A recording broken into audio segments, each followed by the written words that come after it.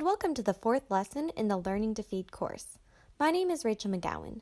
In this lesson, we will be covering tips and tricks for buying baby food in stores, as well as how to read a baby food label.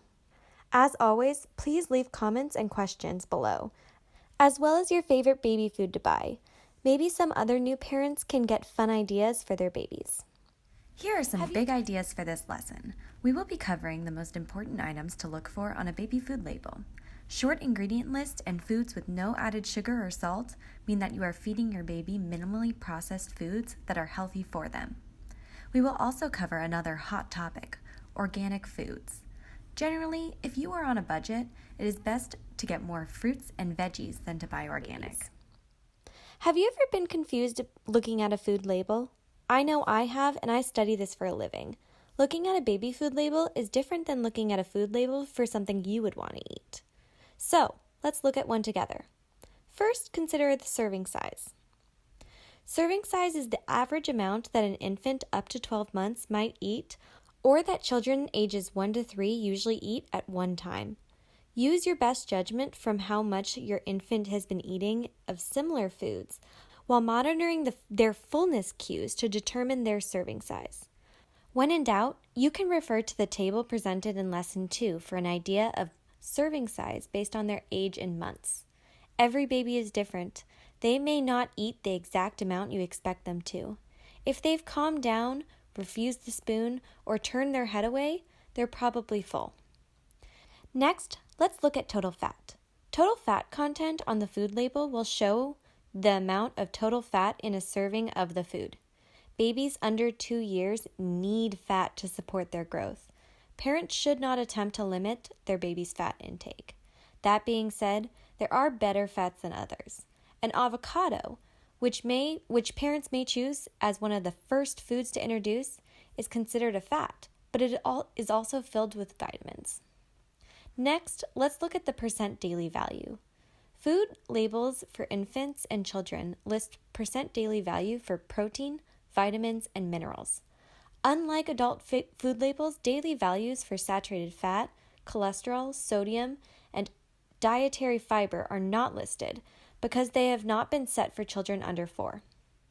Pay special attention to added sugars and salt on the nutrition label. Babies who eat a lot of sugar and salt in their early life may reinforce a preference for these foods later on, without allowing them to develop a preference for other flavors. Recommendations for added sugars suggest that these should not exceed 5 to 15% of total calories for the day. Adequate intake for salt in infants is only 370 milligrams per day. They can have more than this, but should not go over 1,500 milligrams per day. Finally, look at the ingredient list. This is the most important part to focus on. The longer the ingredient list, the more likely there are chemical preservatives in there that your baby just doesn't need. If you avoid foods with these 4 things, added sugar, added salt, juice concentrates, and long ingredient lists, you can set your baby up for success. Added sugar can hide in ingredient lists like sucrose, fructose, maltose, dextrose, and glucose. Basically, anything that ends in an ose could be an added sugar. It also hides in ingredients like juice concentrates. They take the flavor and sugar from the fruit without the nutrients and put it in your baby's food. They don't have to count this as an added sugar either. It can be difficult to find baby foods without this, but limiting their exposure is best when possible.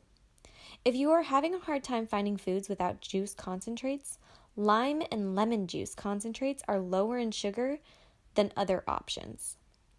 Salt is listed as sodium up top, but some foods have naturally occurring salt, so this number is not always accurate. You can look on the ingredient list for either salt or sodium. Now that we have talked about some tips for buying baby food at a store, let's pretend you're at the store. I will present you with 2 different products and their labels, and you will try and guess which one is better for your baby. If you have any questions about what I cover in this portion and would like me to explain more thoroughly, please leave a comment below or a message through the chat box. Between these two products, which do you think is a better option to feed your baby? If you guessed option 2, you are right. Option 1 has added sugar as one of the first ingredients, which means that there is a lot in there. The higher it is on the ingredient list, the more of that item is in there. Keep in mind when looking at these labels that ingredients are listed in order of quantity. Now let's do one more. Between these two products, what do you think is the better option to feed your baby? In this case, option 2 is good because it has a shorter ingredient list and less added sugars. I have to admit that this one was a curveball. As some of you may know, cornstarch can cause constipation in babies if that is the only thing they are eating. When done in moderation, this can be fine. However, you may want to look at this on the ingredient list as well. In previous versions of this course, we have come across questions related to organic foods. The American Academy of Pediatrics recently weighed in on this debate, saying that if you are on a budget, it is more important for a child to eat 5 servings of conventionally grown produce a day than it is to have 1 serving of organic vegetables. The scientific evidence has not proven that there will be a difference in a person's health over a lifetime. However, if you have a few extra dollars, there are certain foods that are better to buy organic than others. Apples, strawberries, and celery, when bought conventionally, are heavy in pesticides and could be bought organic. Below, you will find an image of the Dirty Dozen foods, which, if you have the financial resources, may be beneficial to buy organic. A downloadable version of this can be found in the Handouts tab above. And that is it for this lesson. Please proceed to the next lesson, where we will be covering making a feeding plan.